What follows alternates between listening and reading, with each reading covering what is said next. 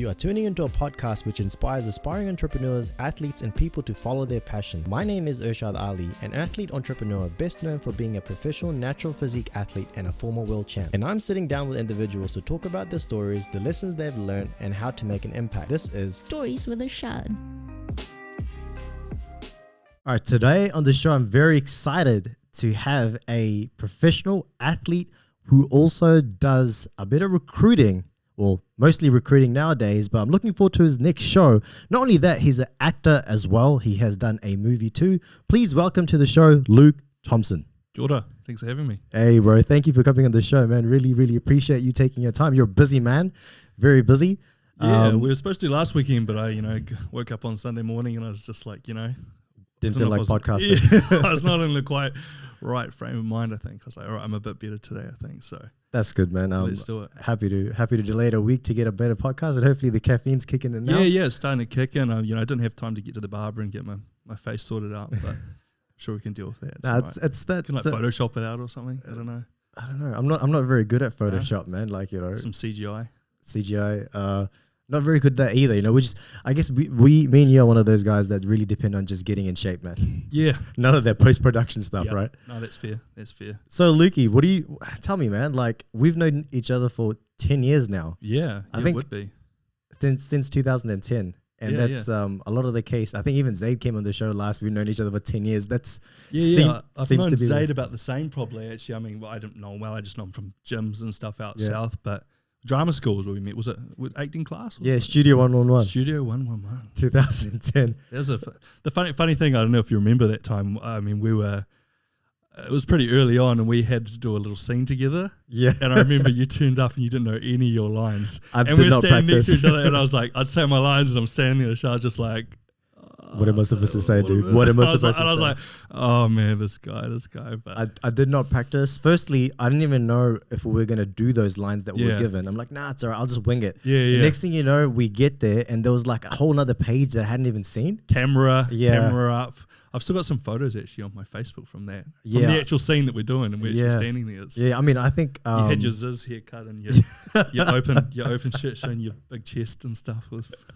I don't know if Ron can find those photos, but it's on my Facebook too. We'll check them up. We'll come back to that. I was terrible. I had long hair and I was shambles. After that, after we finished did you end up coming back for level 3 for that? Because I moved to Queenstown. Do you remember? I actually went to drama school at that stage. So I went to South Seas, and did a year. Yeah, I did a year diploma there for acting.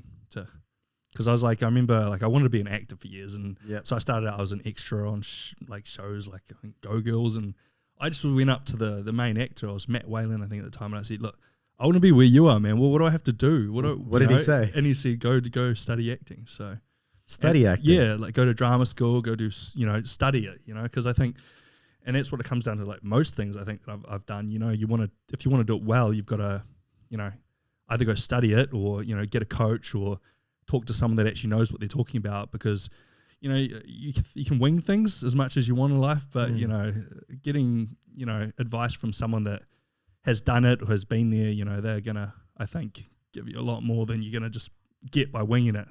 That's what I found anyway, because I've winged things a lot of times, and it doesn't always work out. Do you really think for some people listening, there might be actors or whatever, might be people looking to do performing arts actually? Yeah. So what do you think? Studying acting these days, do you think it really helps? I think it does. Yeah, I really think people think, they see these good-looking actors, they're just good-looking, and they go there and they just say the lines and they do it. But, a lot of these guys, they study the craft. There's a lot, as you know, a lot goes into acting. And, we did it for, both of us did acting for a long time and, went on to different things afterwards. But, I had a little hiccup in my acting career that sort of put a stop to that, which, not a stop to that, but it meant that... Change your focus. Yeah. I couldn't travel at the time, so...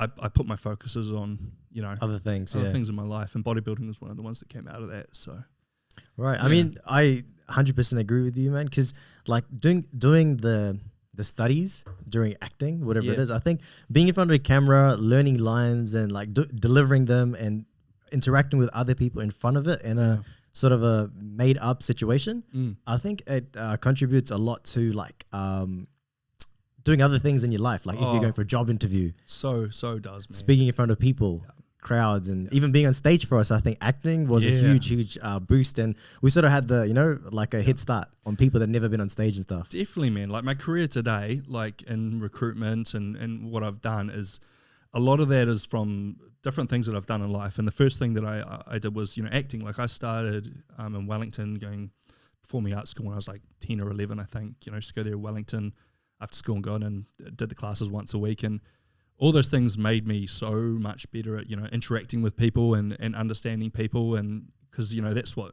doing a sales type job is, you know, being able to sit in their shoes and empathize with them and how they're feeling. And, you know, and it's so important. If you've done acting, it's like, it's just easy doing that kind of stuff, I think. Yeah, I think during acting, when you do learn, because you get, you know, you get to break down the script. Yeah. So you get a look at the action and the reaction. You know, it's acting is more reacting. Oh, it's all reacting. Yeah. All reacting, right? So I think in sales situations, when you're sitting there in a meeting or a boardroom or presenting to anybody, when you're just working off the reactions of people, you know how you're going with the pitch. Yeah, man. I've got lots of clients. You know, I've got clients that have been working for 5 years, and they're very different. Like some of them are, you know, I can just have a laugh with, and I'm loud, and they're blokes. And then some of them, you know, I wouldn't dare acting like that with them. They're straight bulls, yeah. Yeah, they're a different type of person, and they wouldn't react to that kind of delivery from me. So it's just about catering, you know, how I am, how I act to, you know, different clients that I've got, and you know, and it's worked so far. So it's, you know, I think, and I really do put a lot of that back to acting, you know, and what I learnt, you know, from. Oh, you got the photos up there now. That's pretty funny. Oh, look at our both out here. That's actually that's terrible. Sally Spencer. Spencer. That's I think she's still going with that. Look at my hair, dude. See the top you've got on. I love that top, man. That's one of those. I've still got that shirt that I'm wearing right now. Really? I should have worn it today. I don't have that shirt that I'm wearing, and I also don't have the singlet that I'm wearing. It's one of those stringers that you. Stringers. Yeah. Far out. I mean, I do have stringers, but not that specific one. I think I've outgrown that. Look at you, Lukey, man. You were such a young gun. Oh yeah, so skinny. It's so funny when I look at pictures of myself now. This is actually before both of us started competing. I think you might have been competing. Nah, I wasn't. I wasn't competing. Because I remember I was thinking about it. You were, because we'd be like after class, be like, we're gonna go get our burgers now to eat. And Irshad would be like, oh no, I've got my egg whites waiting for me at home. Like, and you were hardcore even back then. I remember. Yeah, right? I was just trying to get into that. I was thinking about competing. Yeah. So I'm like, okay, if I'm gonna do it, if I do it, I gotta be in that right mindset, and I gotta be able to do it properly and be able to, you know, reject that kind of like that food that you don't usually eat on a prep. So for a year, I pretty much just did that before I actually started competing. Yeah. I didn't start competing until I actually moved to Queenstown. And it was bodybuilding you did back then, eh? Yeah, started with bodybuilding for a year, and then when men's physique came about, then, you know, went into men's physique. Men's physique. Yeah. So that was us. And who's that? Oh, that's right. We used to have some special guests come along and teach us some stuff, right? Oh, that was level 2. We did that was with John, was it? Yeah, I think so. He was actually really good. I enjoyed it with him. Yeah. I miss acting. I do. I've done a Should we get started again after this podcast? Yeah. We should work on some little projects. Yeah. I mean, yeah. Like, it's just the time. Yeah. You know, I mean, to be honest, nowadays, like, you know, look at back then, you'd have to get, you know, someone with a camera like that. And, you know, this is 10 years ago. This is almost 10 years ago. You'd have to get a camera like that and to get people to, but nowadays there's so many cameras and everything available that we could actually just, you know, editing softwares are readily available. People that are looking to work on little projects are readily available. And I think maybe to some extent, if you just practice your look at what's his name, Russell Crowe. I don't think he actually went to acting school, right? No, maybe not. Yeah. I don't know. Don't quote me on it, but I think he didn't go to one. But what I'm trying to say is nowadays we can actually do our own projects with everything that we're available to us. Like so cheap, and people are willing to, you know, do it. And you're right. It's just the time factor. Yeah, man. Like, you know, it's just in having the passion for, you know, because if I want to do something, generally, like, I don't want to do 100% into that, or it's just kind of a waste for me, I think. But, you know, if you want to do it for some fun, definitely. But I don't know. When I was trying to be an actor, it was like the goal of I want to be, you know, in the movies and doing the big stuff. And the good thing for us is, man, it's not too late, because you look at most actors in their careers, right? Yeah.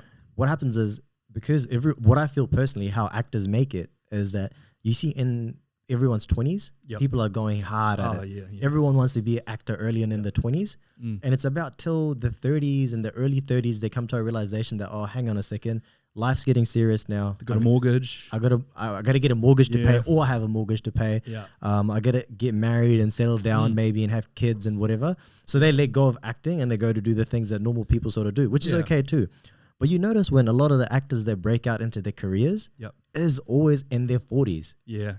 Because they I suppose there's less people trying, like you said, and I can go and I can play the dad now, I suppose. Like I'm 31. I mean, dad, or you can come down. The good thing about being not too old and not too young is you can go both ways. Yeah, you can have a shave and play the exactly late 20s, maybe. Yeah, you could play university student even if you just have a shave, look young with makeup. Makeup does wonders these days. You can come down and play one of those roles, or you can go up with makeup and growing, facial hair and whatever may be, and getting grays and play the much older role too. My agent, like, I still got an agent. I just just ignore the emails and stuff now because it's been too full on. But I suppose excuse me, just finished a big chicken and rice. With my business now and how I work, I can take off time to go and do stuff and other projects if I want. But that's just a loss of income for me for that time, I suppose. So, if I'm happy to do that and there's an acting gig and it's gonna, actually pay something and, something I want to be involved with. And it's enjoyable as well at the same time. So that's what happens to most people. And then when 40 happens, a lot of the competition is gone. Definitely. And I think because by the time you come to 40 as well, you've had more life experience and you've gone through more in life and see more of life. So reacting to in acting, it becomes a lot easier and more natural. Yeah, I think so. I think, when you're straight out of school, you haven't really experienced much. It's like, it's more you're trying to put on an act. You don't have as much stuff to draw from, I suppose, as an actor. Like you haven't, experienced some, maybe tragedy or exactly. And you might have gone through that in your late 20s, and you can hone on that and use those experiences from how you felt. So that's exactly why I feel that it's never too late, especially for us. If you want to get into acting or be an actor, and it's a long game, isn't it? Acting is a long game. You don't get success straight away. Nah, man, it takes a long time. Keep at it. You gotta, as you said, work on your craft. And at the same time, stay in the game to win. It's like bodybuilding in a way that it's, I won't say political, but you've got to know the casting directors. You've got to have interviewed in front of all the casting directors a certain amount of time, before they won't even see you in for for sort of for auditions.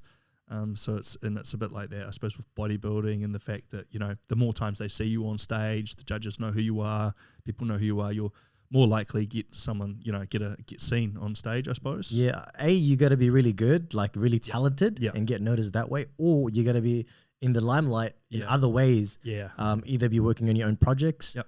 For acting, whatever it may be, getting other gigs and other roles, being a go-getter and getting yourself right. That's when you get noticed. Yeah, definitely. And that's more with, like you said, with social media and people being able to make their own content these days. It's becoming more and more, important, I think, compared to the traditional way of actors that, all the big American actors, they start off in Nickelodeon kids or Disney kids, and then they do they're 13, they do the older stuff, and then they're the adult actors. It's kind of like a progression. It's like they're bred into it. In the States, it's kind of like a way that they do it now, I've seen. But now you can release your own content on YouTube. You can do it if you want, so it's, you could put up a video and get 5 million views. And just like Justin Bieber. Exactly. If it wasn't for YouTube, he would have been discovered, right? He's a perfect example. He didn't go to a singing. Is there a school for singing? I'm sure there is. There must Performing be, arts school. I'm sure he's done all sorts of training, but he's still prior to getting noticed. I think it was just young, wasn't he? Yeah, he was like 9 or something. So I don't think he went to much school then. It was like Usher or someone saw him. Yeah, on YouTube. Yeah, it was YouTube. So just like that. And maybe he went to school and get his vocals fixed afterwards. But the point is that it was after the fact. Yeah. So look, you grew up in, you're obviously born in New Zealand and grew up in Auckland? Wellington. Yep. You grew up in Wellington. Yeah. And when did you make the move to Auckland? It was after school, so I think it was 18 or 19, so I came up here. So you did all your high school in Wellington? Yeah, I did all high school in Wellington, which was kind of bizarre because then you leave high school and you leave all your friends and you kind of move to a new town and just carry on with life, So it's just, Auckland's awesome, like, not bagging on Wellington, but It's too cold for me there.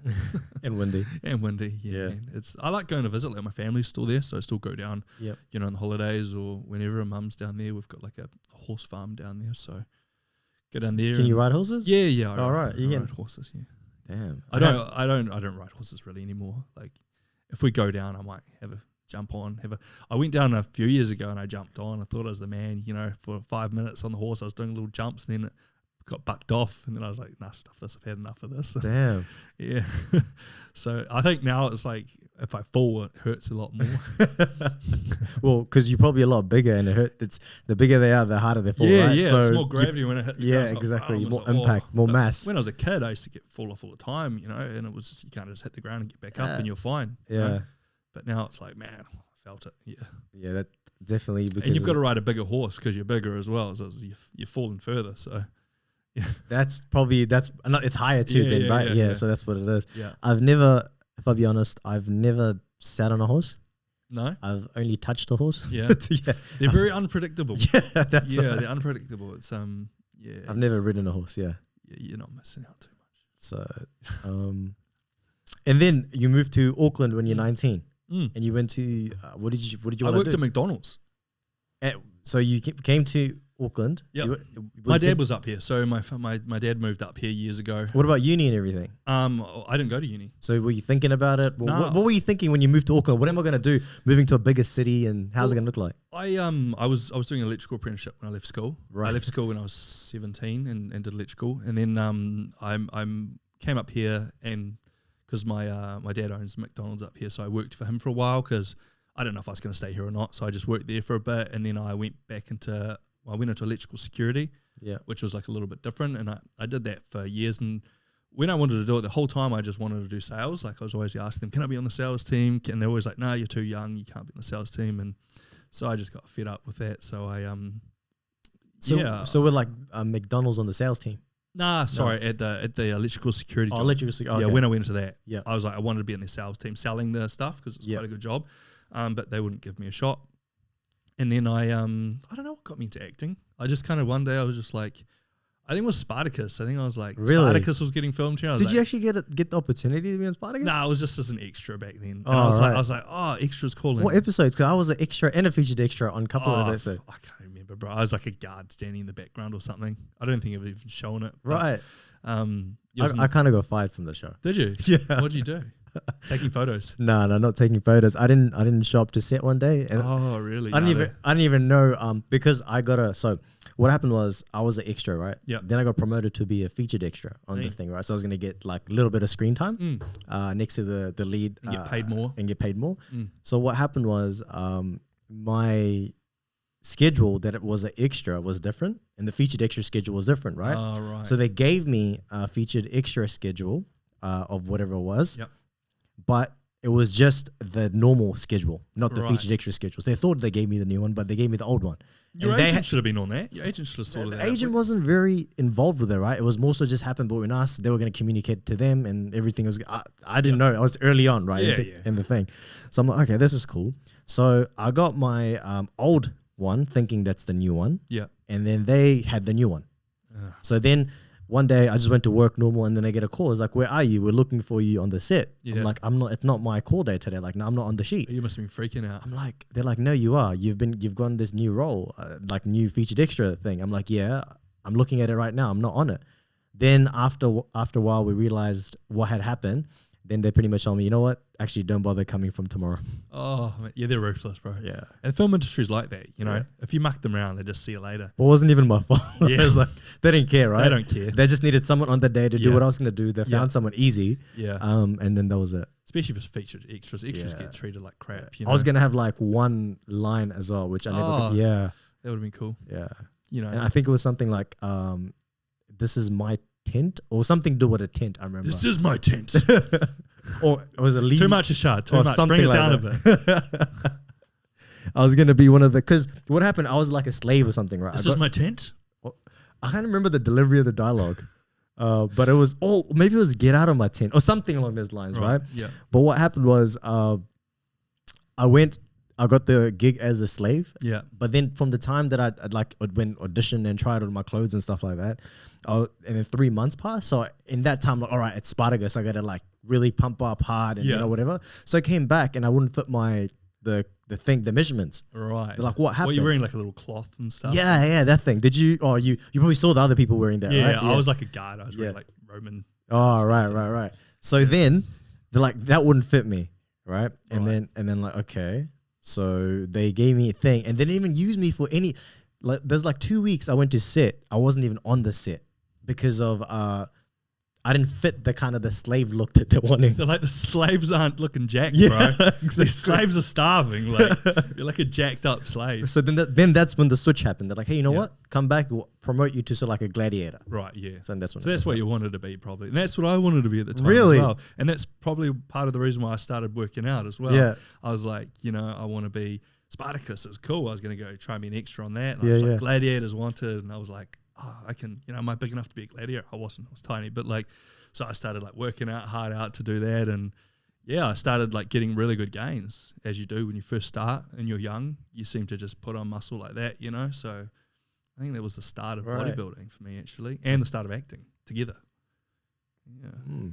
So you came to Auckland and you did that, didn't get the sales role that you wanted, electrical firm. Yeah. And then you move on to, okay, you know what? Something sparks in you. Yep. And you're like, you know what? I'm going to do acting. Yeah, I think I read, what was it the time? It was The Secret. Remember that show, that book, The Secret? Something, I've never read it, but I've heard of it, like perception. Yeah, you can be whatever you want. Thoughts become things kind of thing. So Yeah. I was like, I want to be an actor. And I was like, So yeah, I went after it. And yeah, it was a good part of my life, I think. And, you know, I was reasonably successful, I think. You know, not like big time or anything, but I did. I mean, it's still not, in my eyes, when I look at you, dude, it's like, it's still not over for you. Yeah, I don't know, man. I might, you know, who knows what will happen. But, you know, I think I did 3 films. And, you know, I did all the it was on Shortland Street for a bit and all that kind of stuff, and not bragging and stuff, but, you know. And, you know, the last film that I did was, you know, West of Eden, and it was awesome. I got the lead role in a full feature film, and it was great, and I loved playing it. Was, you know, it took us 2 years to film it. Because we're filming it over summer, and it was set in the late 1950s, and it was you know, it was about strange, you know, a gay boy, and that was me, and I fell in love with this is actual film, right? This is the film, not real life. Yeah. Not that there's anything wrong with that, but I'm just saying. I played it, and so I fell in love with a young Maori boy who was, and I was the sort of the, you know, posh sort of, you know, house boy, and it was this rugged Maori boy, and we fell in love, and that was the movie, and it was quite a demanding role, you know, playing something, you know, being a straight man and playing a gay sort of a gay man was different than me, which is, I suppose, what I really liked about the role. The challenging part. Trying to, you know, think about how he would be thinking about things, and differently than I would obviously be thinking about things, and you know, and the struggle of it being the 1950s and how hard it was back then for people to be openly gay, you know, like it was illegal back then, you know, and you couldn't do it. So no, it was you know, if anyone gets a chance, check it out, West of Eden, it's a cool film. But that was the kind of last thing I did. Is there a poster for that? Yeah, there must be somewhere. I've got some clips, I think, on my Instagram, and we'll see if Ron can. What's the movie called? I want to go. There's a trailer on IMDb. It's called West of Eden, I think. West of Eden. Yeah. It might come up on Google if you do a really tough search for a little New Zealand film. It's just New Zealand films that, you know, don't get a lot of funding. Like, it was always a real struggle for them to get the funding from the New Zealand Film Commission, and they don't want to fund it till it's finished, and then they want to, you know, put their name on it and take everything out of it. So it's, it was a struggle for them to get the money the whole time we're doing it. So it was quite low budget. Yeah, I think that's what a lot of New Zealand artists and actors, go. Singers and whatever it is, they actually go overseas, offshore, isn't it? After they do something here, they try to get out of here to go, obviously, where there's more opportunities. Yeah, and it's same, you know, actors. That was my plan, you know, to do this and then get out of here. And oh man, these are old memories. So these are some of the screen captures we're just looking at right now from Luke's movie. Oh man, I was so young in it. West of Eden. I'm sure we will find one of that. Is that you? Yeah, it's me. That is you. Yeah, it's me. Terrible photo. that's Billy. So that was my lover. Right. Do you know? How about some of these actors? What have they gone on to do now? I don't know, to be honest, bro. I'm really bad at keeping in contact with Right. people. So you don't know. You don't know where some of these actors are at. Nah, Like, not really. I haven't really. there's you. That's you on the poster, isn't it? Yeah. Yeah. There's that's me Luke. there. I was actually 2 weeks out from a show in that photo. Like, was it your first show? I think it was my second show, or maybe third. Man, I've done so many. I can't even remember which one it is now. But I see. I remember being there and being like, "Oh man, I feel like absolute terrible." And this is like your first movie, sort of premiere sort of thing. I think it was my second. Second. Yeah. Second. Or, yeah, I think it's the second one. Yeah, West of Eden. But it was a great experience. Like, you know, I loved it. It was awesome. Nice, man. A lot of time though. You know, they say hurry up and wait when you're filming something. Yeah. You'd be sitting there all day just doing one scene. This only came out in 2017. Yeah. We filmed it like ages before that though. Right. Yeah, it was. You know, they were trying to find probably because funding and and dramas of trying to release it and how to release it and what media. But what have we got? It's got a 4.9. That's not terrible, right? That's not bad. We're gonna watch that, Ron. We're gonna check that out to see. Yeah, man. I don't even know where you watch it. Where do you watch it? Oh, yeah, Prime Video. Prime Video. Right.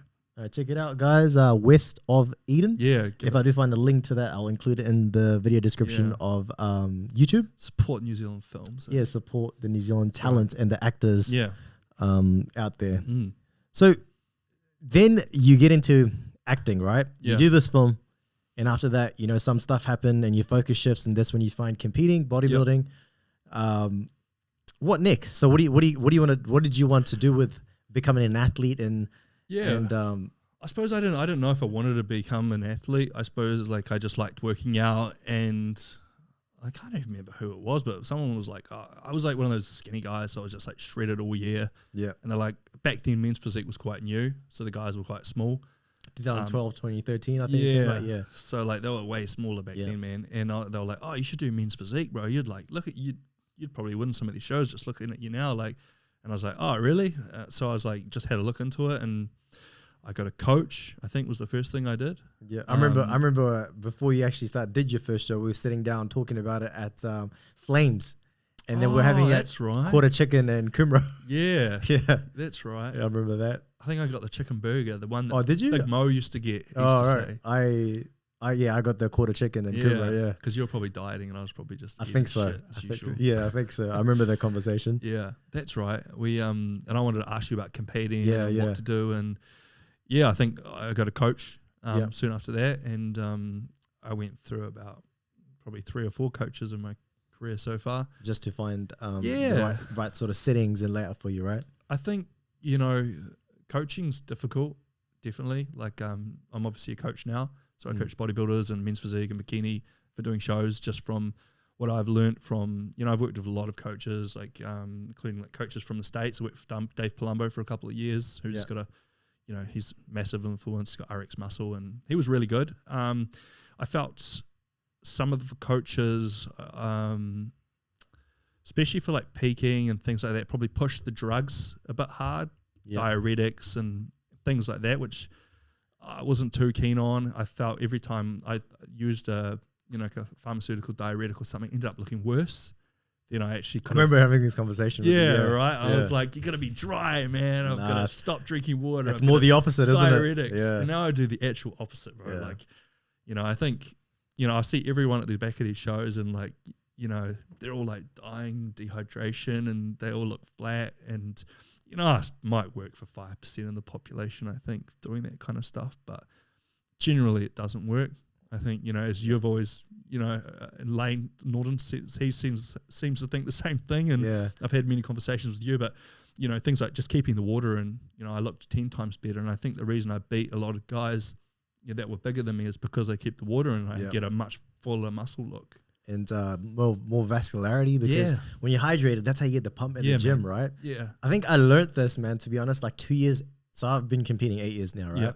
I learned this 2 years into my competing thing. And from there onwards, man, when I actually found out that keeping the water in, some of these guys, if they had kept the water in, they would have smashed me. Like they would have absolutely blown me away if they just stayed hydrated and didn't cut out salt as well. Oh, cutting it. I can't. I honestly, I hear from some people, they'll be like, on their Instagram, they'll be like, yeah, 2 days out, yeah, I've dropped my sodium. And I've just given up messaging people now. Like, I just like, do what you want to do. Or they'll like, ask me, like, should I be doing this? And I'm just like, listen to your coach. You know, if you want to do that, your coach is telling you, I'm not going to tell you not to do it because you're just going to get confused.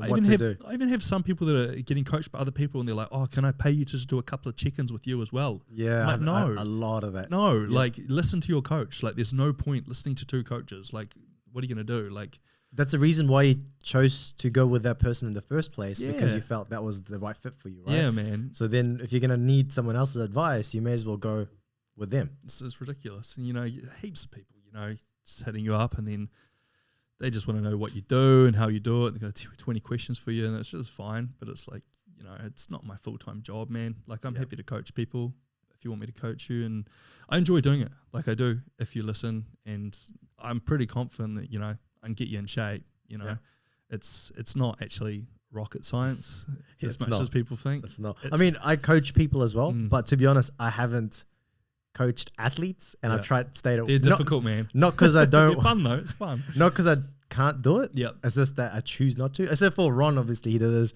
first show, and then I coached him through that. Yeah. But yeah, I don't really. That's not my market, I guess. It's funny.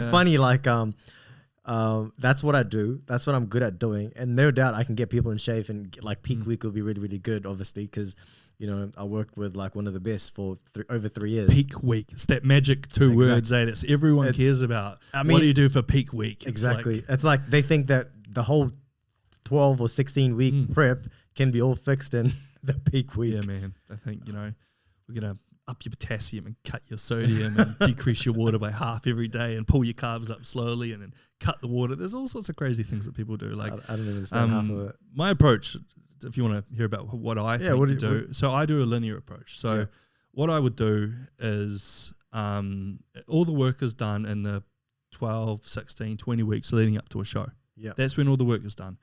I basically, for myself, I drive myself into the ground. You know, like I will punish myself until I am so lean that there's zero fat on me. And that's the only way you're going to like do awesome at a show. Like, you can do all the peak week tricks you want. Once I'm at that point and you've got 7 days out, I keep the water the same. I keep the sodium the same. Sodium quite high, water quite high.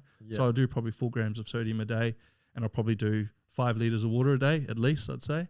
And then starting that Monday, or even probably Sunday, I'll probably have a refeed, and then I'll start like Monday I'll do 400 grams of carbs, and then Tuesday I'll still be flat, and then I'll do 400, and then I'll do 500, and then I'll be like, shit, I'm still flat. It's Wednesday. This is what I did last time anyway. And then I was like, all right, I'll do 800 grams of carbs today, and I'm still flat. So I do 1,000 grams of carbs, and then all right, I'm quite full now. So then I did another 1,000, and then I was pretty much good. But like, it took me that many days to fill out. Yeah. And if you've got a fast metabolism and you're already depleted and you've been dieting for that many weeks, some of these guys, especially younger guys with fast metabolisms, they're not going to be able to fill out on 1 or 2 days of carbs if they don't know their bodies really well, you know? What happens is when you have this caloric injection into your system when you're that close to a show, what happens is next day you actually wake up lighter, not heavier, because your metabolism speeds up to burn all that carbs and stuff off again. A lot of people don't understand that. That's why personally as to say peak week, it starts about 10 days out from a show. So mine is 10 days out. Some obviously protocols that I do. Do you add fats in if they're just waking up lighter? Do you up the fats to slow down the carbs and stuff every day? So not necessarily. If I were to add the fats, it'll be in the later meals before I go to bed to help the next day, because overnight it slows down. Not during the day, because you'd burn it up quick anyway because you're moving around more active. So if you have a protein meal at nighttime or whatever it is, and then you add fat, so when you sleep, it actually slows it down. So that's how I do it anyway. But I do fats with every meal. So I'll have carbs, fats, protein with every single meal. And if they're not holding on, they're not filling out, and they're just waking up lighter every day, then, you know, as I up the carbs, like, you know, as you say, the metabolism sometimes just matches it, spikes, it speeds up, and it's like, well, now you're just going to be burning more off. So I find putting fats in and before bed, like you say, like, you know, some macadamia nut oil or almond butter with the meals. Like, I'll have my rice and chicken, then I'll have a tablespoon of peanut butter with that meal or whatever, and that just helps slow it down and helps you hold on to those carbs in the muscle, I think, a lot better. That's what I found anyway. And it seems to work with most people. It's Fast metabolism people. Yeah, fast metabolism. But it's like slightly different. It varies for other people. Yeah. It's just like understanding. And I mean, that's another reason why I don't really get into the athlete side of it. Yeah. You know, I get a lot of people. It's fun though. I think it's exciting, like trying to learn everyone's body and that quick and what they're going to do. And like, because you'll get girls, the bikini girls, and you don't want them too full, you know? Exactly. Like, so you just give them a little bit. You know, they might have more fats and actually less The carbs. thing with girls is they fill up quicker. Yeah. They do. Yeah. Well, they've got less muscle, generally less muscle. Some girls obviously have tons of muscle, but you know, your average bikini girl's not going to have as much as a, you know, classic physique or a men's physique or a bodybuilder. Yeah. And then, you know, a lot of people that have done prep, like, you know, with other coaches, they're like, hey man, can you just tell me what I need to do in the last week? Yeah. I'm like, I tell them, usually they contact me by like Sunday, Monday when they feel something's not right and you can do something to fix it. So you'll just work on their peak week? No, I don't. I don't. I'll tell them, look, say that's like, you know, I don't. Hard. And then I'll be like, you know, hey, your peak week should have actually started but not on Monday. It starts way before Monday. Just listen to what your coach has planned out for you and just, I don't want to tell you anything now because you're going to be confused and that's going to make the situation worse. And these guys that do these crazy depletions, I don't know if I agree about, like, I know you deplete a bit, like, but really depleting before they carb up. And I feel like if you've been dieting properly, like how I diet anyway, for those 16 weeks into the show, I'm so depleted by the time I'm starting peak week anyway, you know, that I don't need to deplete more before then because my body is like dead already, you know. And I think, you know, it's this is why I do whatever I need to do 10 days before the show. Yep. So if I've gone through, because if I've gone through like not the way these guys deplete, if I've gone through like a depletion to make sure I've maximized fat burn where the calories are super low, it's way before the show. It's almost 2 weeks before the show. Definitely. So then you know exactly where you're at. Because if you're not having surplus calories for last 2 weeks, you shouldn't really get fat. Nah. You know, like, so the next 3 weeks after the show, I'll be eating whatever crazy, you want, and I'll be like massive and vascular and like don't look like I put an ounce of fat on. And then it slowly kind of creeps off in you, and you're like, all right, I need to start maybe dieting a little bit. The abs start to now. disappear. You wake up smoother every morning. I've got a bit of a, you know, kick going at the moment. Been off season for a little while, so But you know, when are you thinking of competing next anyway? I'm probably thinking about doing the Arnold Classic probably in Melbourne next year. If they're having pro men's physique, which I think they are, because they were supposed to last time, but I think it got canned. As next year? Yeah, that'll be next year. 2021. Yeah. So that'll be in March. Or head over to the States and do a couple of shows over there later in the year. But just later this year? No, next year. Right. Next year. Now with COVID and stuff, there's going to be no traveling to America. You might even not even be able to travel next year for how it's going for them at the moment. So pretty much. Yeah. But you know, I want to get over there. I've won the pro card now last year, so I want to, you know, do something with it. You know, a lot of these go pro and then they do nothing with it. And it's not even their fault. Like, to be honest, like being a pro bodybuilder is a bloody expensive thing to be. You know, like it's not like you get any money doing it, not unless you do something outside of bodybuilding yourself, right? Yeah. So I mean, you've got to have a good, you know, stream of income for yourself, I think, and if you've got some good sponsors that'll help out, like, you know, I work with Nutrition Systems and Crispy Fitness, and you know, Shane's pretty good at helping out. So, you know, I'm sure when things come to me traveling, he'll be there, you know. But you know, you need your own money as well. It's expensive sport. You've got to pay for your travel and your accommodation and your food when you're there. And you know, I think probably going overseas to do it, what would it be, 10 grand would it be to go to a show? It's about that. Like, so I mean, if there's, you know, depending on where you're going, say it's 2K. Yeah. And then you're looking at another at least I don't know, 1,500 easily for accommodation if you do it properly. Then you got your tanning money and, you know, whatever it is. It creeps up, eh? Yeah. You know? Then you get your food and whatever it is. And you win a big pro show, you can get some money, some prize money out of it. But, you know, it's going to be my first pro show. So realistically, I'm probably not going to go win the Arnold Classic on my first shot. I mean, how much is the prize money for the... I wouldn't have a clue, bro. Arnold's anyway. I don't know. I'll have to have a look. I mean, yeah, I don't know. 10 grand first, maybe? Something like that? If it's 10 grand, if it costs you 10 grand to get there, you're kind of breaking even, right? Yeah, and the prep costs a lot more than 10 grand, as you know. So I get what you mean. It's really expensive if you're being a professional athlete. Yeah.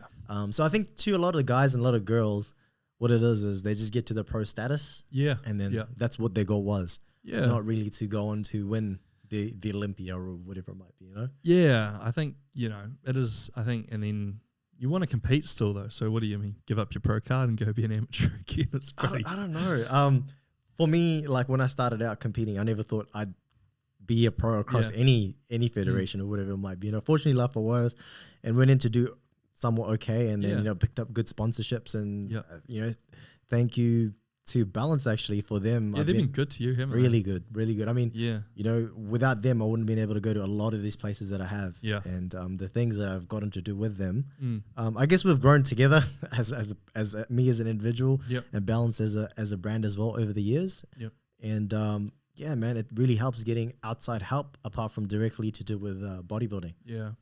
When you said you're sponsored by Nutrition Systems, yeah. So is that like those guys are not a supplement brand, so right? It's Shane. So he's the importer of a lot of brands. Yep. He's Palmy, so he brings in all the different Muscle Farm, and so they're my sort of collab as Muscle Farm. So that's where I get my protein and my supplements, all Muscle Farm supplements. But I'm with a sub brand, which is their brand, which is Crispy Fitness. So it's like his kind of.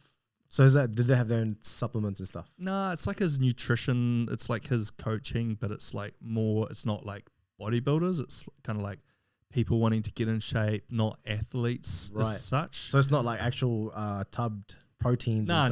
It's like they've got an app and it's like workout plans and stuff like that. So yeah. So that's kind of what they do.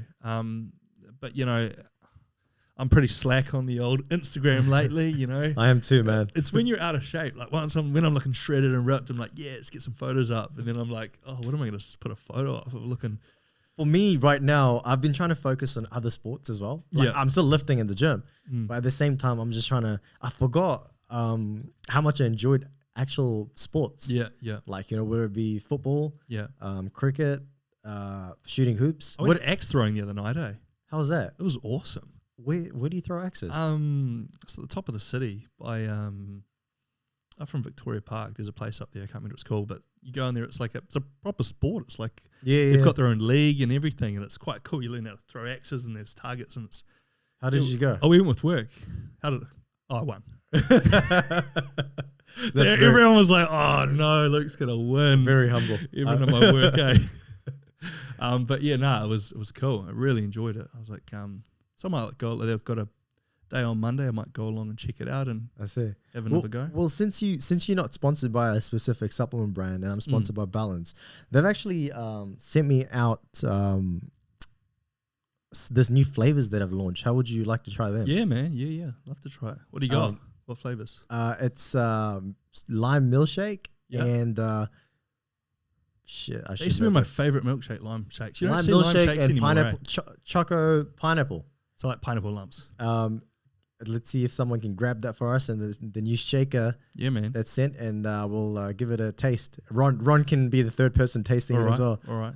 Let's see how that tastes. I haven't actually opened it. I was going to open it today with you, I thought. So it's not on the market yet, this one? I think because I received it way before it actually came out, I still haven't opened it. Sweet. It was very bad of me, but it's out now. I think it's going to start getting shipped very soon to supplement shops. How many protein shakes do you have a day? Me, I have a scoop and a half with my oats in the morning just to make up the protein, and I top it up with egg whites. Yeah, that's what I do in the morning too. So egg whites and protein. Eggs white, yeah, exactly that. And then generally when I'm about to go to the gym, I don't like to eat like a heavy meal or anything. So I get some protein in, and then I'll just have rice cakes and peanut butter to get the carbs, fats, and I keep it really simple. Really, the simpler it is, the easier it is. Yeah. So they'll get that. So when you're competing, man, what after competition and before, like when you finish the comp, what is like a restaurant or a place that you like to go to eat afterwards? Yeah, I mean Krispy Kreme. I actually hate Krispy Kreme, to be honest. But really? Right now I hate it because I'm eating so much food right now. Like I just can't stand anything sweet because it's like I'm eating like 5,000 calories or something. So it's like generally sweet stuff like that's just too much for me. Yeah. But yeah, when I'm finished a show, I'm definitely smashing back a few Krispy Kremes, that's for sure. And I work in the city and there's one up the road, so it kind of gets the afternoon, I'm like, should we go up to Krispy Kreme? And I'll smash like 6 donuts back or something horrible like that. But sort of post-show, I suppose, for me, I'm eating a lot of food coming into a show, unlike maybe some people aren't. But, for probably, like you said, like 10 days, I'm having double quarter pounders for dinner, and Double quarter pounders. yeah, I do the double quarter pounders with Damn. fries. People are like, oh, you're eating that on peak week? I'm like, yeah, well, you know, it's everything else is burning up too fast, so I'm trying to slow it down with junk food. Do you ever get that people try to tell you, oh, you're about to compete? It's all right. So eat some fruits. It's healthy. It's healthy. Have an apple. Did you want a mandarin? I just given up listening to people now, bro. Like, it's like, they're like, oh, why can't you? I had a person offer me apple one time at work. Like, oh, we got some apples. It's all right. You can eat. You can eat that. It's healthy. It's apples. Yeah, it's also sugar, and it's just gonna I can't burn eat. through me. They don't understand it. No, like why I can't have those? It's carbs, right? Yeah. They don't understand why I can't eat an apple. They're looking at me weird. I thought you were being healthy. Yeah. I'm like, I am, but I just Fruit's can't eat healthy, right? Yeah. Healthy. Have a banana. Have a banana. You're dieting. That's healthy. Yeah. But no, my go-to would be probably Japanese. Japanese. Yeah, yuzu. Any specific restaurant? Yuzu and Ponsonby is pretty good. Yeah, it's Is that the place where you push the button or something and the food comes to you, or you select off the menu? That's another place in Ponsonby. Is that's Japanese too? Yeah, right? yeah, that is. Now yuzu is the one. It's beside Chapel Bar. If you've been there, it's just really good food, man. It's real clean. Yeah, and it's like I'd go there for my weekly refeeds as well. Yeah, so I'll get like the. I don't think I've been to that one yet. I haven't. Oh, you got to go, man. It's yeah, it's great. It's great. So I'd go there, but also I'm a big burgers fan, obviously. So Burger Fuel. Yeah, I love burger too. The American Muscle Double. Yeah. Definitely a good burger. But man, it's pretty greasy, eh? Yeah, it's like 1,200 calories. Yeah, 1,200 calories in that one burger. Yeah, and like 70 grams of fat. And that's just probably. The burger, not the fries. No, and then you get fries as well. So it's you don't want to have too many of them, probably. Yeah. That's like because when I diet, like my macro splits, I do quite low fats. So I do like a low fat, high carb diet. So if I'm having something like that, it just blows my fats out of the water. So yeah. Damn. So when you were competing, did you show 1, show 2, and you did that movie at the same time? I suppose it was around about that time. What were you doing as a job back then? Because you hadn't gotten into from memory. I don't think you were doing recruitment then, right? No, I did a few jobs really, and you had a few mistakes, I suppose. You were. I was a medical sales rep, so I was doing medical sales when I first started bodybuilding. So I was selling like endoscopic equipment to surgeons in the hospitals. How was it like dealing with surgeons, man? Because you have to convince those guys, and they generally don't have time because they're super smart as well. Yeah. So you can't really bullshit them. Nah. But you just go and like real humble, like, oh, what is this? You know, and just ask them questions. And it was a cool job. I got to go and sit in surgeries and watch the equipment being used, and stand there with the surgeon. It was really cool. You knew the nurses, and everyone was great. The hospitals sold a really good product, so that was really cool. I was young at the time, probably doing that job. I was probably too young to do the job for my maturity level. Yeah. But it went really well. So you actually got to be in real surgery. Yeah, man. It's first time I was like, one time I almost fainted. I went in there, it was the morning, and they were doing like open heart surgery, and there's like wires going everywhere with the blood going through it, and I'm just like standing there, they're like, oh, he's going down. I was like, whoa, and I went into the bathroom, had a spew, and then came back in, and I was like, yeah, it was pretty full on. And then I was fine after that. You just get used to seeing blood. But I did that for probably 3.5 years, I think. 3.5 years. That's a good stint. Yeah, but I got I made a stupid mistake. I think there was another company, and they were trying to poach me to go to them, and they had this product they wanted me to do, and they offered me like medical as well. Yeah, like it was like 20K more salary and car, and it was like awesome. And I basically took it, didn't really do my research properly, and I went there, and the products just weren't probably sellable compared to what I've been selling, and I was kind of like, look, this isn't going to sell compared to what is in the market at the moment. So, and then I had restraint of trade hitting me up, letters coming, and they basically they let me go, and then I didn't have that job, got let go from that job, and I was like, shit, what do I do now? Tried to get another job in the medical industry, but I was in restraint of trade, and they were like, it was just messy at the time. So I'm like, I walked away from that, and went into real estate, and didn't do that for too long. I suppose it was. What year was this that you're doing real estate? Far out, bro. I'm so bad with years. It's all just, my life is just a big blur of mistakes, to be honest. From memory, I think it was around about like 2014. Probably on my LinkedIn, I could have a look. 2014, It was right after the boom. So there was a massive boom in real estate, and there was like every man and his dog was a real estate agent. Yeah. And here's me in South Auckland, like knocking on everyone's door. I think like, 2013, 2014 or something. Yeah, would have been about then actually. Yeah. And it was really tough. It was the year that the market just started to come down, and the guy I was working with, he was like an elite performer, and he wasn't performing, and he was kind of like, look, you got to go on your own, bro. Yeah. I was like, oh shit, all right, I'm pretty new, but all right, let's do this. And then it was just, it was just real struggle. I didn't have any money behind me when I started, which I think you need in real estate. And it was just, I was just getting in debt and further and further in debt. And I was just like, told my boss, I was like, I can't keep, doing this. So I was just like, I got to go get a job. And that's when I saw an advertisement for a recruitment agent on Seek. Yeah. And I went to that, and I'm really happy I did because it's worked out well. So I went there. So how long have you in total been doing recruitment now? I think it's around 5 years. Half a decade now, right? Yeah, So, just coming up to 5 years. So I went to a big corporate Australian-owned company, which is KPI bashing at your desk till 6. This many calls. It was, that's how they are. And I worked there for a long time. Sort of worked my way up in the company to managing a team, sort of professional services recruitment, so accounting for Big Four and mid-tier and that kind of stuff. So I did that, ran a really good team there, and then there was the company kind of started imploding a little bit from the top. It was really hard. A company being run out of Australia, New Zealand culture, and and at this time you probably learnt a lot as well. And man, you can probably go off to do your own. And that's exactly what you did. And essentially it's what I did. There's a couple of guys I worked with, and I see that, look, I know this other company is Bureau, who I work for now, and here we go. They basically have a really good model where you can come in as a partner and you bring your own service line in, and that's what I did. So I went over there. Obviously had to set up my restraint for 3 months, but set up my service line in there with my business partner Jackson. And that was about just over a year ago now. So we went in there as partners, and it's been awesome. It's changed my life. Yeah, it really has. And you've been really successful at that. Yeah, I think I started in the market at a good time when there wasn't a lot of competition in professional services. Recruitment is still reasonably new to New Zealand, and we got in where we're a big company, had lots of contacts, and just started hitting the market up. And 5 years later, I'm still working for the same clients, and they just trust the service that we're going to give them, and it's been really good. Yeah, enjoying it. They're like my mates now. A lot of my clients, Yeah. So before all of this time, when you started recruitment 5 years ago, right? Yeah.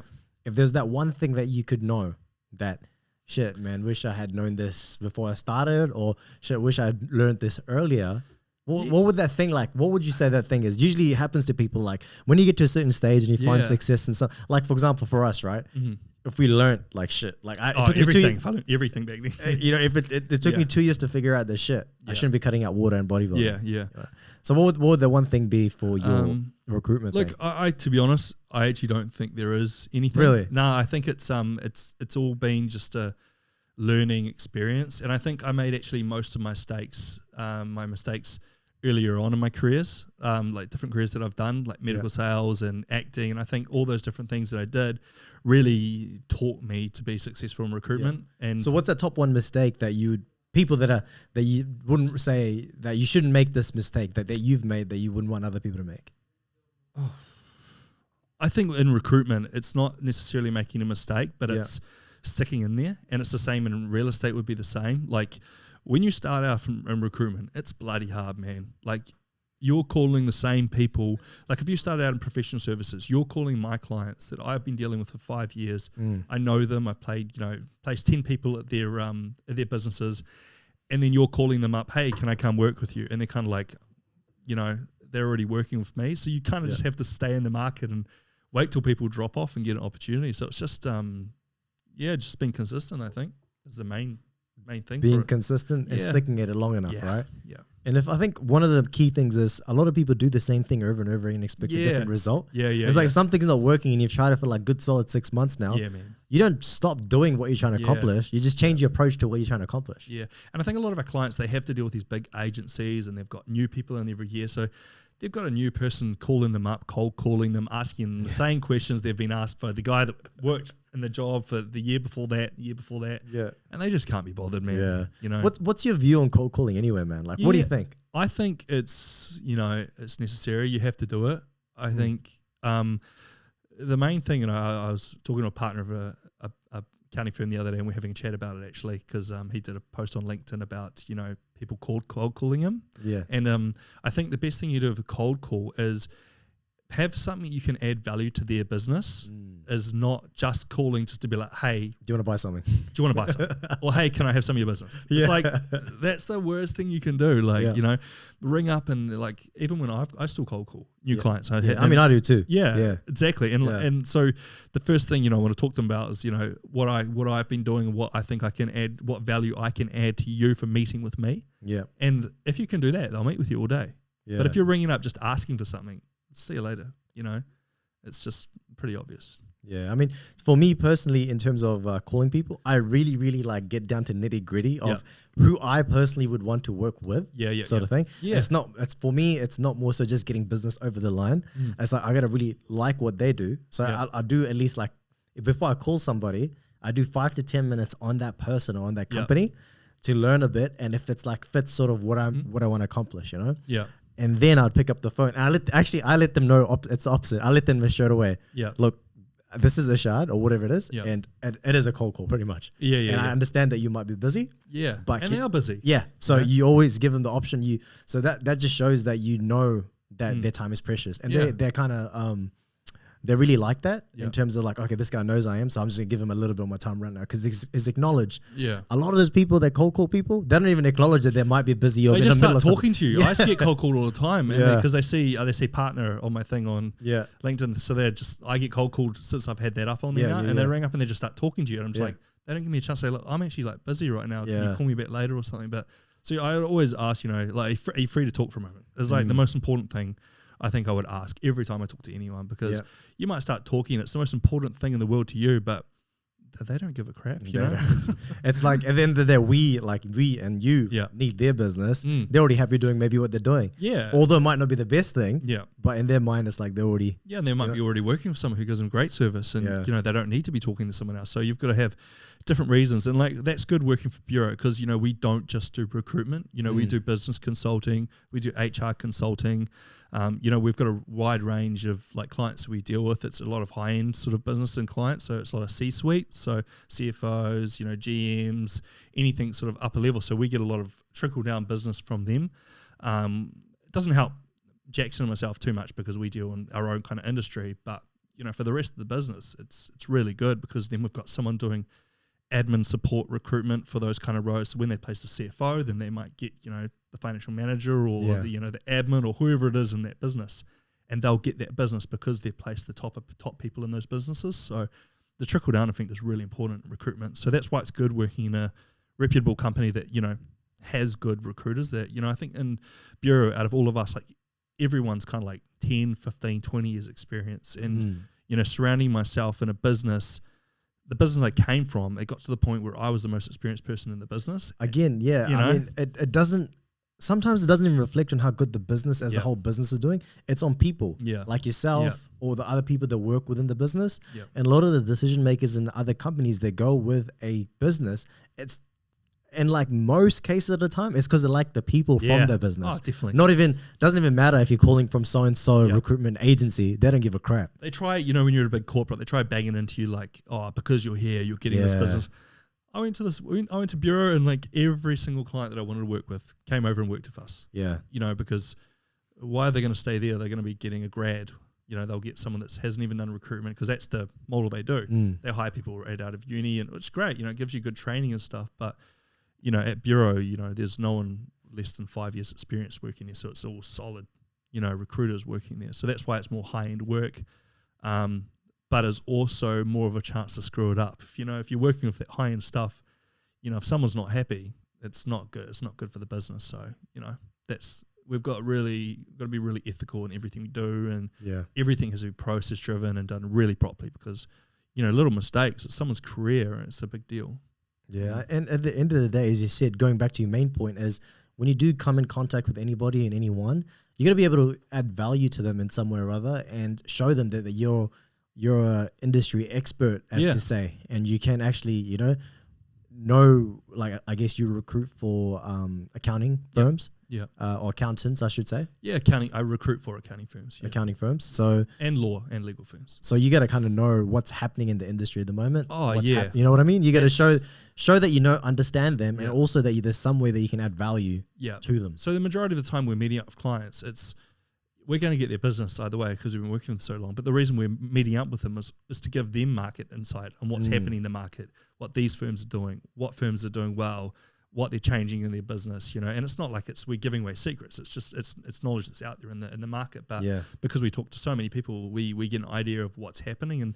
And the same thing about candidates. Candidates come to us because they know that we're not going to be sending them to this firm we know nothing about. We know the reputable firms in the market. We know who's going to be able to give them the right opportunity, and we cater the role to the people that come to us rather than just getting someone. And some recruiters just send like a CV out to 20 companies and just hope they get something.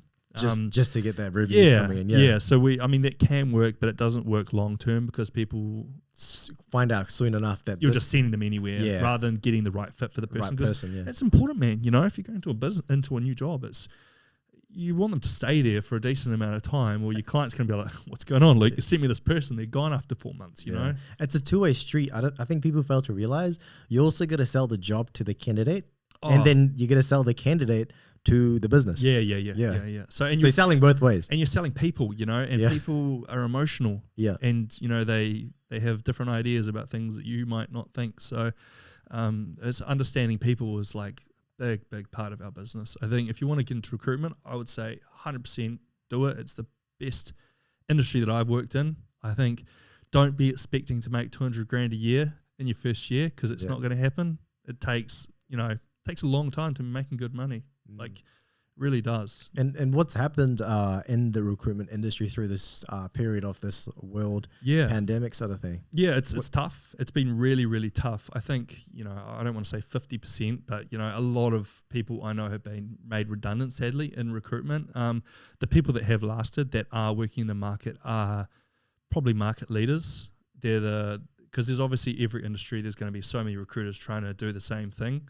So it's good in a way for me that it's cut out probably a lot of competition. But sad for them. But it'll come back, I think. Accounting and public practice and law has stayed reasonably busy.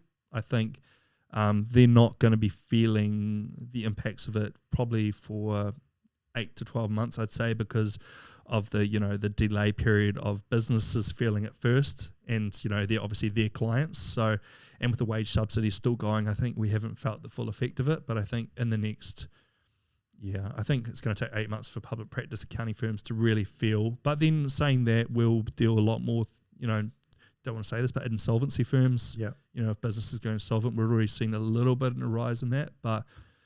As a whole, So as a whole, like I was about to say the same thing. So as a whole, who suffered? Like obviously businesses have, there's a lot of businesses that have lost a lot of business, so they have downsized, where people have lost jobs, right? Yeah. So there's more candidates out there in the market looking for work, and there might be some good people. So how do you balance that up as on a holistic point of view? I think for my industry, there hasn't been a lot of redundancies in public practice. So that's why it's been for what you recruit for. For what I recruit for. Yeah. So for me, I'm a little bit of in a different situation. But saying that, commercial accounting has taken a bit of a hit because, they are letting go of people. So I'm having a lot of probably really qualified people that, potentially would have been going overseas that are staying in New Zealand now. So there probably is more qualified person in the market at the moment. So, but there's probably less jobs for accounting and public practice, and definitely for commercial. Probably every industry has taken a big hit.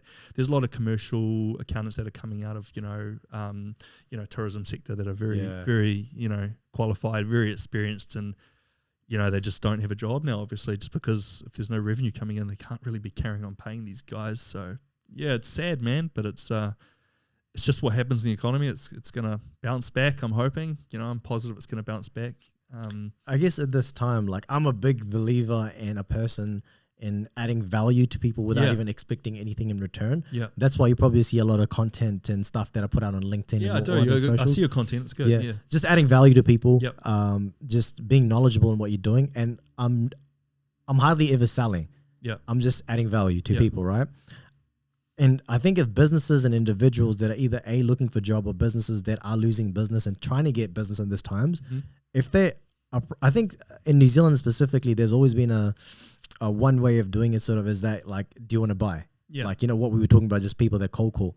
And I think if you come up with a method that you are able to add value and connect with people, and it just so happened to be that then you call the person or then you connect with another business to do business with them, they recognize you and they know that, oh, okay, this person wants the best interest for my business or for me because they already add value for free, a lot of it. Yeah, I totally agree with that. Yeah, definitely.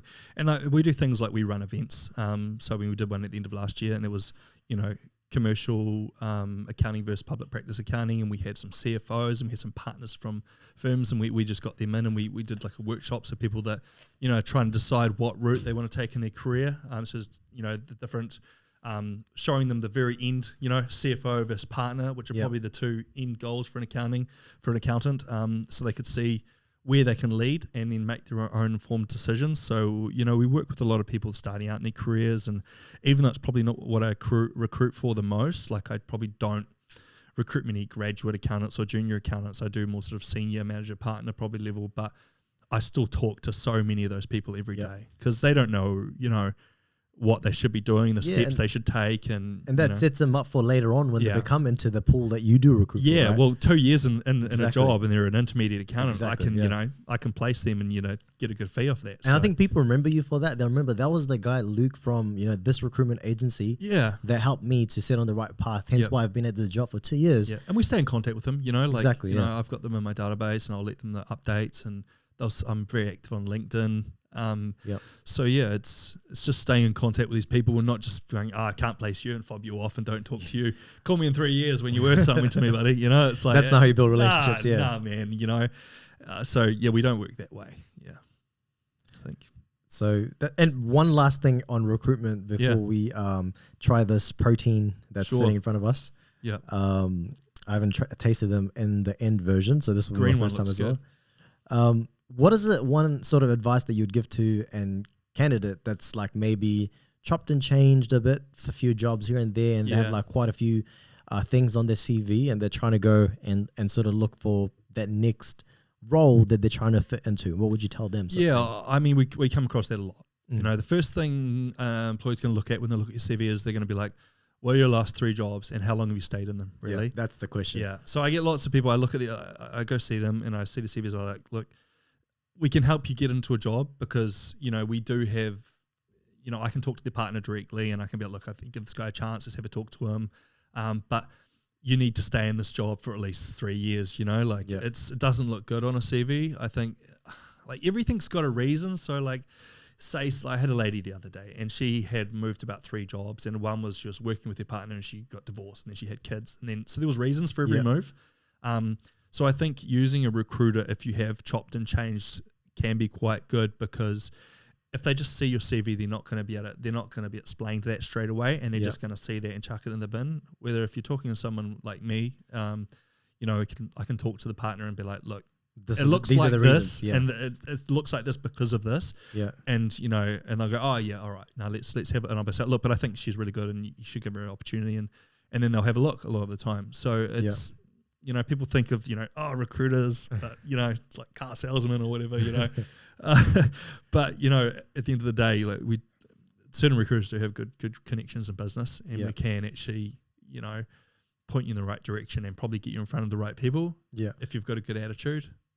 But then you get these people that they want everything now. Like say millennials, I'm a millennial, so I want everything now too. But what do you like? How you said about people chop and change and whatever it is, and generally the millennials are the people that actually, the funny thing is I've been correcting a rookie saying this word over and over again. Oh, really? I'm starting to say it the way she says it. But anyways, millennials. Like these are the people generally that chop and change and whatever it is, the work. They can't stick it to one. So like for me, same thing. Like, I've been actually asked as well. Like I've stayed in roles for 2 years and 2.5 years, and that's sort of it, that's sometimes looked at, that's not enough or whatever it is. It's okay. I think, if it's 11 months, there's probably something's going on. I think 2.5 is probably Decent. the minimum. Yeah. Yeah. Right. So I think for me personally, like, a lot of the recruiters would have asked me the same thing, why? But then yet they will get me in front of the people and I'm sitting there and then like the management team or whatever would ask me the same question, like why? I'm like, then do you know what I would respond? Like for anybody that's in the same situation or maybe even worse off than me, like 6 months or 12 months, you better have a better reason than this. Yeah. But generally what I say is that, hey, look, you had a chance to look at my CV 2 times pretty much. Once when the recruiter presented and the second time when now I'm in front of you. Yeah. There's a reason why I'm here is because you like something about me. Yeah. I'm already sitting here. Yeah. So the question about why have I chopped and changed and how long I'm going to stay in this role, it's generally because I've done good. Unfortunately for me, I've done well at the roles that I've had. Yeah. So for me, it doesn't become about tenure. It's about how effective I can be in the time that I'm in the role. Yeah. So like if I can be in a role for say 18 months, and I've achieved target of someone in a role of 2.5 years, rather than being there 2.5 years and not achieving anything. It's industry is different though. Like, what would you say for sales, you know, definitely they would jump and change maybe a bit more. But if you're working in an industry where it's technically driven and like accountancy or something, they have to put a lot of training into you and before they start making something out of you. And even some sales jobs will, they might take a year before they actually start getting some revenue, positive revenue out of you. So I think it's really dependent on the type of role you've been in. Right. Yeah. I think, if you can go in and you're just like making the revenue off the bat and I've made you $1 million in this year, then I'm going to do something else. I can't really complain about that. Yeah. People can't be upset over that, right? Yeah. But that's fine, I think, but it's just explaining that and having the right, guidance on portraying that to your, potential employer is going to. The funny thing is there was a role that I was offered, and I said, what are you paying? And they're like, this much. I'm like, oh, that's not enough for what I wanted to want to be paid, right? Then they're like, okay, well, what do you want? And I told them like, nah, it's nothing. I'm like, okay, how much commission do we get? It's sales role, right? Yep. They're like, oh, this is how much commission you'd get. I'm like, okay, let's do one thing. Don't pay me any salary at all. Yep. I'll cover my own fuel and everything too. Pay me commission, but pay me this much. How does that work? Yeah. Is that what makes you say that? I'm like, I feel I can grow your business to this much in this much time, and I know exactly how to do it. Yep. And then all of a sudden, that didn't also become okay. That wasn't okay. It wasn't okay. Really? Yeah. Because I've placed lots of people on exactly what you're talking about. Really? Yep. At accounting, accounting firms and businesses that want to grow their revenue, they want a business development manager, and I get some guy I had to go over recently from Aussie, and he was very experienced in what he's been doing, but he didn't have any experience in New Zealand, and he was very happy to say exactly what you said, like, I'll put my retainer on the line. There was a retainer involved, but it was very minimal, and then everything was going to be what he made for the firm, he would take a cut of it, and generally they're very open to those kind of opportunities. So I was like, I'm ashamed they didn't want to do that. It's weird. They became more interested in how are you going to do this now. I'm like, well, that's for me to know. Yeah. You just have to give me the job and don't pay me anything. Yeah. And just pay me when you make money. Well, that's essentially how recruitment works as well. Being in my role, obviously being a partner, I have to make revenue. Yeah. If I don't make revenue, I'm not getting paid much, am I? So it's like it all comes. Obviously, we get a retainer, on what we're going to get, but it's not like other recruitment firms where you get a salary and then you hit over this mark and then you get commission. Yeah, ours is done by I can pay myself whatever I want, and then I get a percentage of what I make is paid to me, and the rest is for the running of the business. So I think that model is good if you can back yourself. Yeah. But if you're new to recruitment or new to sales, like, I think it's risky probably doing that kind of stuff until you're pretty sure and pretty confident you can make money. But I mean, I've been working in the same industry for a long time, so I had no reason to doubt myself. So apart from recruitment, being an athlete, being an actor, if you had to try one other sort of profession, industry, a job, any sort of thing that you could do or want to do, what would it be? Yeah, I think like if time wasn't a factor, and because back at school, I was, I suppose, not so switched on. I was more immature. I didn't grow up till I was probably in my mid-20s, I'd say, properly. I would like to, see what it was like if I, actually applied myself and went to uni and studied law or, something. So like a lawyer, you mean? Yeah, I don't know. Or even like a doctor or something. Just something completely opposite of what I am at the moment. Like I would have liked to have maybe, I don't know how you would have gone with the blood sort of thing. No, I'm good now. I'm you're good good now. Okay, right. But So then, would've like, been a good saying doctor. that, it's just too much, to do those kind of jobs. It's like you got to Yeah. go study for 5 years and you got to be pretty on to it with that kind of stuff. And so that's like always in my mind. Like I remember when I was a kid and I said I was getting dropped off at school by the lady next door, and she was like, "Oh, what do you want to be?" And I was like, "Oh, I want to be a doctor when I grow up." Being a little kid. And then she goes, "What did she say?" She goes, "Are you the smartest in your class?" I said, "Oh, no." She goes, "Oh, well, you can't be a doctor then." And I was like, I still remember that, like, today, Yeah. it's just like the mind of a kid, like telling them something like that at such a young age, like, It's not good. nah, man, it can really like shape what you think. So I just had in my mind after that, oh, well, I can't do anything like that. What am I going to, like, I think it really definitely, like, you got to be careful with kids and what you say to them. And I think also at the same time, you got to be careful what you say to kids so you don't demotivate them. Yeah. But also you can't give them fake hope too, right? Oh, that's another thing that happens these days. You get shielded by your parents Yeah. your whole childhood. Everyone's a winner. Teenage life, and you come like third or fourth or fifth, and your parents, you're okay, you're a superstar. Yeah. But when they actually go to university and get out into the actual sporting team, now they're not playing for their local under 17s club. Yep. And then they actually go into the real world playing with the grown-ups. Yeah. And they see how not good they are. It's Yeah. like the parents built them this fake world this whole time. Yeah. But in saying that also, when you're younger, it doesn't mean that you can't get better at those. Yeah, no, true. And I think Especially academically, I think. Yeah. And I think a lot of guys like and girls, found it like harder to apply themselves when they're younger, especially me. Like it didn't take, it took me a long time to mature, I think. Yeah. I was stupid with money. I blew my money. I just wasted my time till I was probably in my, early 20s, mid 20s. Cars too. Yeah, it was bad, man. Cars. Yeah. I'm still like want to buy cars. I went and looked at, I was like, we went and looked at cars this weekend. I was like, I'm not gonna buy a car, but let's just go have a look at the new RS4s and stuff. Just like, have I think a I'm dream. over cars. If I want to blow money on a car, I think it has to be like a Lambo or something. Yeah. That's just like stupid money though, isn't it? I'm more into, I suppose on the property buzz at the moment. So that's what I'm getting. We just put off down our first house, and I think that's the direction I'm going in now. So, but I was like, well, I'll keep it for 5 years, and then I'll be able to buy myself a nice car. And then it's like, but then you won't be. Then I want a bigger house. Yeah, that's the thing. exactly. So it's like, I don't think I'll ever get a. I got to like, when I say nice car, I mean a ridiculous car, like Lambo. Oh, like a RS6 or something like that. Right. Pretty nice cars. Right. But then I was talking to the guy. It's like you want to get your brakes done. It's $6,000 to get your brakes done, and it's just like $6,000 a year for brakes. Get your brakes done on a RS6. Yeah, to get the pads and rotors finished, it's $6,000. So you got to have a lot of money to $6,000, man. Are you trying to like buy the brake pad company or Yeah, trying I know, to pay right? the brake pads? So it's $6,000. So you've got to have at least having a business, you can put a lot of that stuff off for your business, but still, you're gonna still pay for it. So It comes out somewhere. yeah, so I settled with the A4, but it's all right. It's all right. It's okay for now, yeah. Not too bad. Yeah. So these proteins, so this is the Choco pineapple flavor, Right. which is a new one that's come out, and that's a lime I was milkshake. expecting it to be yellow.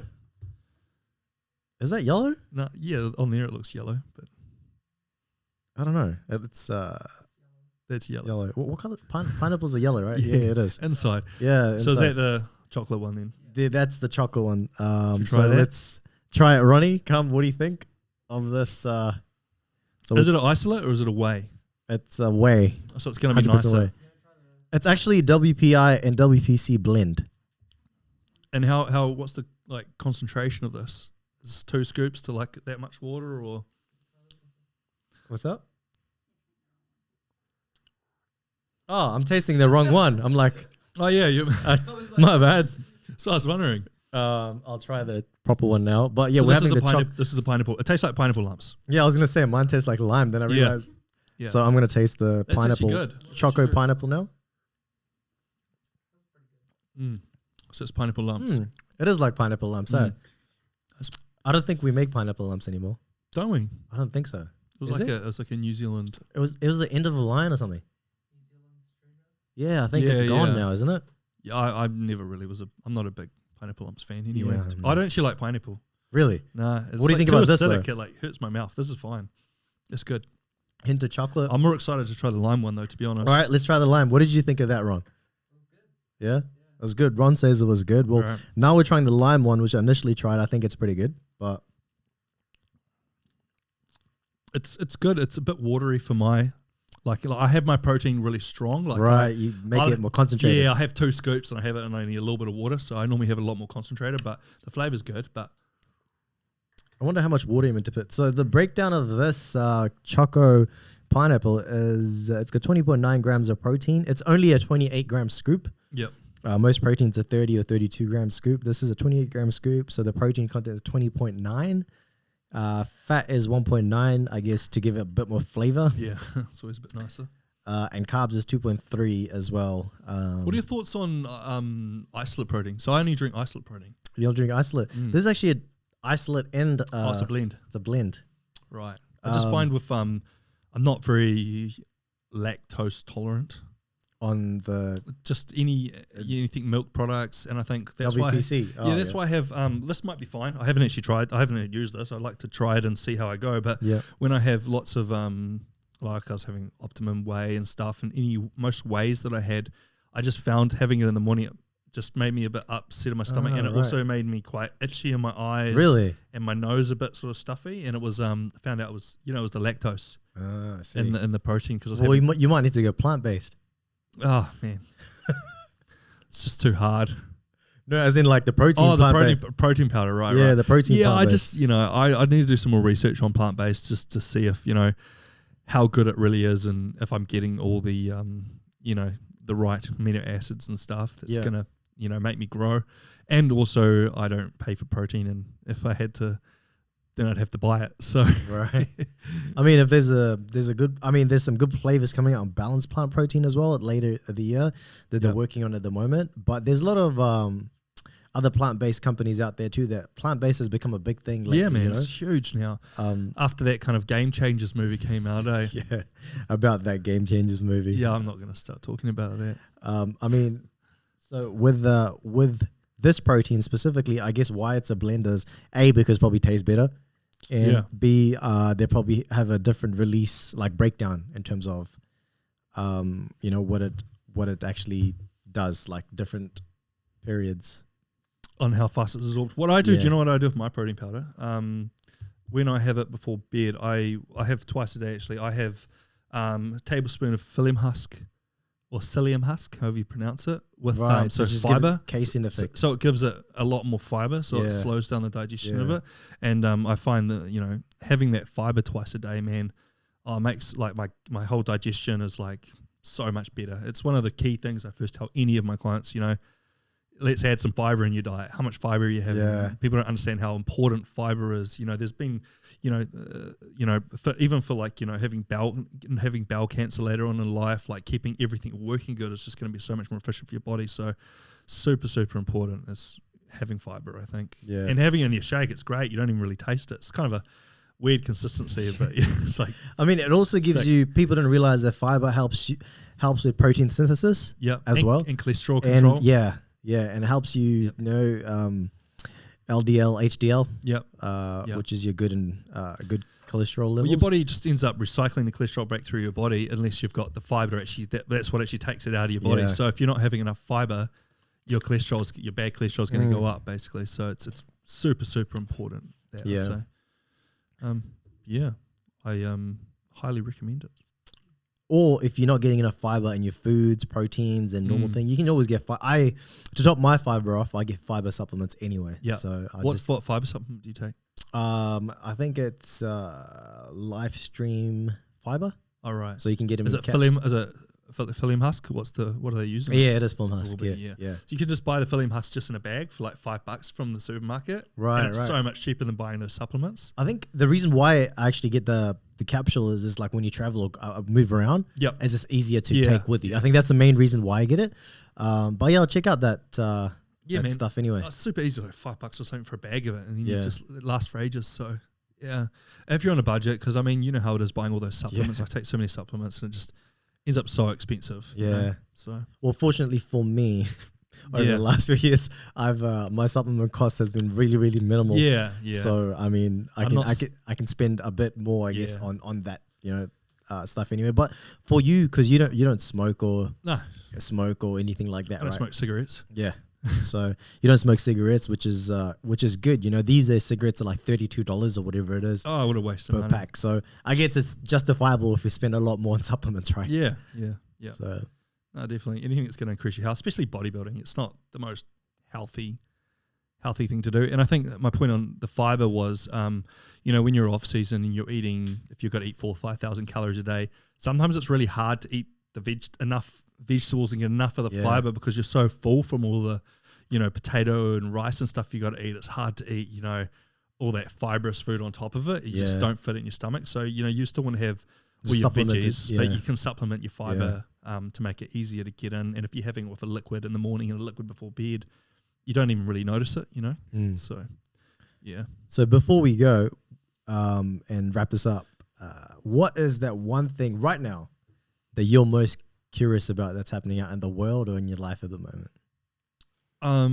Probably the thing I'm pretty focused on my life at the moment is property. Is probably the most recent thing that I've got involved with. It was funds accounts, and I started out on that, and now property is definitely something that really interests me. You know, I always wonder why do people want to go and look at open homes in the weekends? I think something so boring, but now I'm really excited, you know, about looking at properties and what can buy and getting, you know, investment properties and things like that. I think. So you're gonna get back into real estate now? No, not. I'm just hopefully just buy properties, not actually sell them myself. So, but yeah, that's probably in my life what I'm most curious about. And obviously in the world, it's obviously probably the number one thing would be, you know, COVID and what's happening with that all over the world. I mean, I'm supposed to be in Europe right now. Really? Yeah, that's right. Yeah. Meant to be doing Europe tour at the moment. I am. I think I'm meant to be in Italy today. Did it all get refunded properly, by the way? Not yet, but hopefully it will be soon. Right. So yeah, I mean, obviously, you know, I'm hoping that's going to come to some kind of conclusion. Yeah. Whether they get, you know, a vaccine or, you know, herd immunity, which is happening in the Most US likely, and everywhere at the moment, which is kind of survival of the fittest. Yeah, and it's kind of sad. I mean, if that happens, then I don't know how we're going to cope here because it hasn't gone through everyone here. So it's not really going to work for the whole world if we don't have it over here. So, I mean, there's hopefully lots of smart people discussing that right now and sorting out how we're going to get through it. But I think, you know, it's a scary place at the moment with this pandemic. And if there was a vaccine that was available, would you take it? Yeah, I mean, I don't want to be an ignorant and anti-vaxxer and saying no, I wouldn't, because I think I probably would, but I think it's also a scary thing, like taking something that the government is telling me to put in my body that I don't really know what it is. Or what's it going to do? And considering I feel like I could almost take the risk in having the virus, and I think I'd probably be okay. Yeah. Considering I'm healthy, I'm young, and I'm going to be okay. But then the other side of it's not me just being healthy from it. It's just me being someone that can spread it to other people is probably the problem. So, yeah, I don't know on that one. I think I'll probably have to decide when I get to it. Yeah. I think, you know, thinking about the rest of everyone, I probably should take it, you know, to protect everyone else. But then again, yeah, I don't want to look at conspiracy theories online. It's going to tell me that the government's tracking me for Bill Gates or something, you know. So it's like, yeah, I don't know. Well, I think that we'll have to save that one for another episode. Sure. Whole conspiracy theories. God, I think what a bore. I think me and Zaid touched on that a little bit. Oh, Zaid's into them, eh? Yeah. But good dude. Yeah. Anyways, dude, I want to thank you so much for coming on the show and having a chat. Yeah, no problem. I hope my life wasn't too boring. It was really good, really good insights into your bodybuilding and acting and also recruitment of what's happening and what should people look after. So thank you very much for sharing that with the audience. No problem. And I'll have your details in the description of wherever this is posted: Spotify, YouTube, Apple Podcast coming soon. And thank you guys for tuning in. And Irshad and Luke over here signing out. Any last words, Luke? Listen to my post. Cheers, bro. Signing out.